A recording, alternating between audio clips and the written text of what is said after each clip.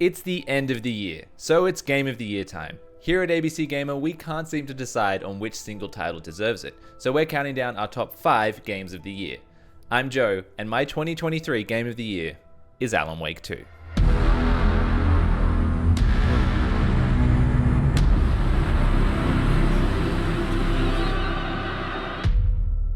Alan Wake 2, for me, did the rarest of things to my grizzled gamer heart. It surprised me. It felt like something I've never seen before. As a fan of Alan Wake, I thought I knew what was in store, but I wasn't ready. It didn't just do a bit more of the same and expand on the first game's rulebook. No, it hurled the rulebook into an alternate dimension, almost literally. Where I once thought the original was a bit out there, like gaming's equivalent to Twin Peaks, Alan Wake 2 came along and made it look like an episode of The Simpsons. Well done. I have something important to tell you. It goes like this. For he did not know that beyond the lake he called home lies a deeper, darker ocean green, where waves are both wilder and more serene. To its ports I've been. To its ports I've been. Do you understand? Brilliant!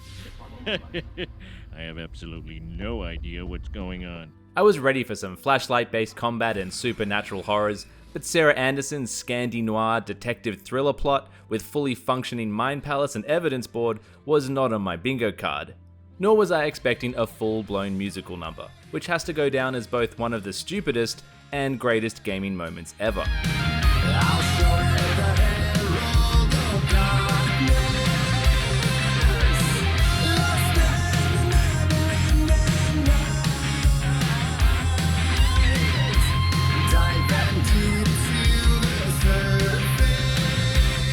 Its new, more open world design puts so much more meat on the bones of the experience too, giving us a more fleshed out world that feels like a real place we're visiting, one that was filled with just enough wonderful extras and puzzles to hunt down, which were all layered with lore and felt worthwhile and interesting to solve.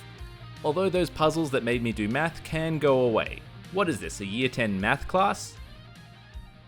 I loved its ability to stitch together so many influences. Its equal parts Stephen King novel mashed with episodes of The Twilight Zone, Twin Peaks, X-Files, The Killing, and Hannibal, and yet it still feels like its own unique beast. It ratcheted up the tension even more by leaning into those survival horror elements. Enemies feel tougher, bullets seem scarcer, and each fight feels far more visceral and intense. It was brutal and legitimately scary at times, and I'm a pretty dead inside kind of gamer who doesn't flinch at much. But something about those shadows whisper shouting and those creepy figures roaming the woods, ugh.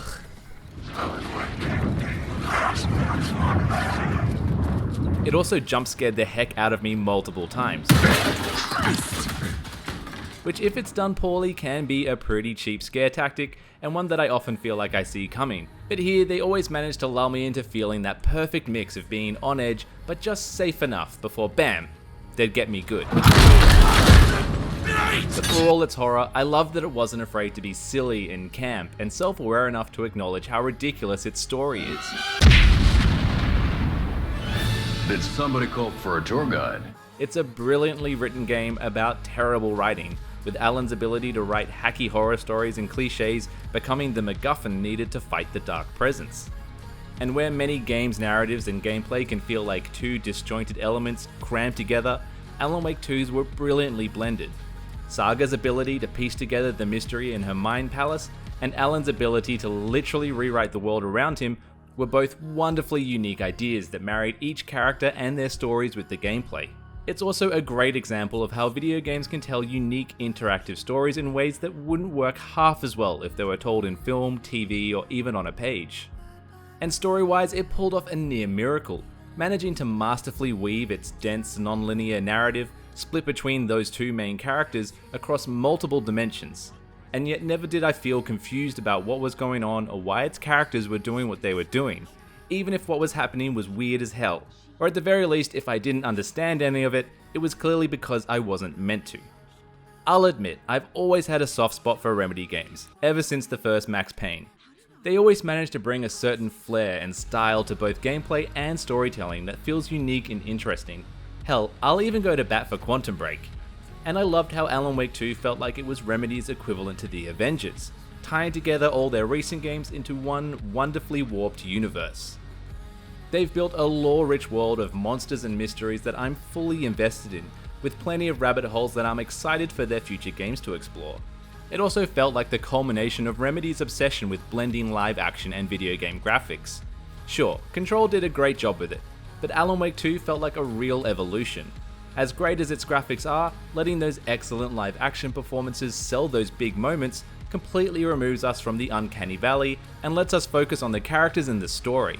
Even if graphics are now at a place where the lines between real life and graphics are starting to get real blurry, it's still hard to beat the real thing. Partaking in the Finnish tradition of kalsarikännit, drinking at home alone in your underwear with no intentions of going out. It's not sad if it's intentional.